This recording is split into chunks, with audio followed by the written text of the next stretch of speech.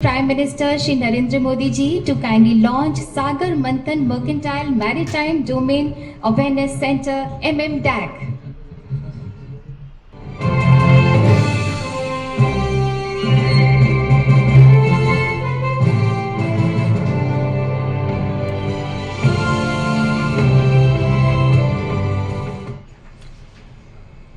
My minister colleague Shri Mansukh Bhai Madavia, Shri Dharmendra Pradhan, Chief Ministers of various states, Excellencies, distinguished guests, dear friends, I welcome you all to the Maritime India Summit 2021. That summit brings together many stakeholders relating to this sector. I am sure together we will achieve great success in boosting the maritime economy. Friends, India is a natural leader in this sector. Our nation has a rich maritime history. Civilizations flourished on our coasts for thousands of years. Our ports have been important trading centers. Our coasts connected India to the world.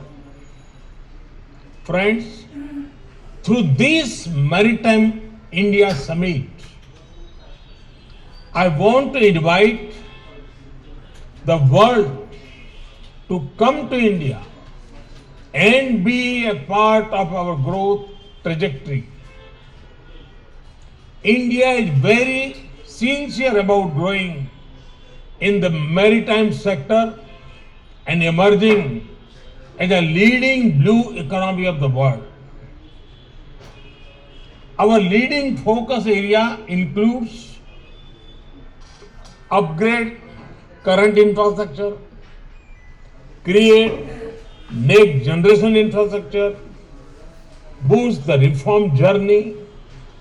Through these steps, we aim to give strength to our vision of Atmanirbhar Bharat.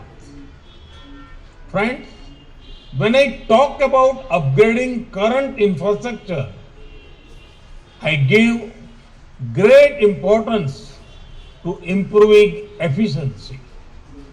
Instead of a piecemeal approach, we focus on the entire sector as one.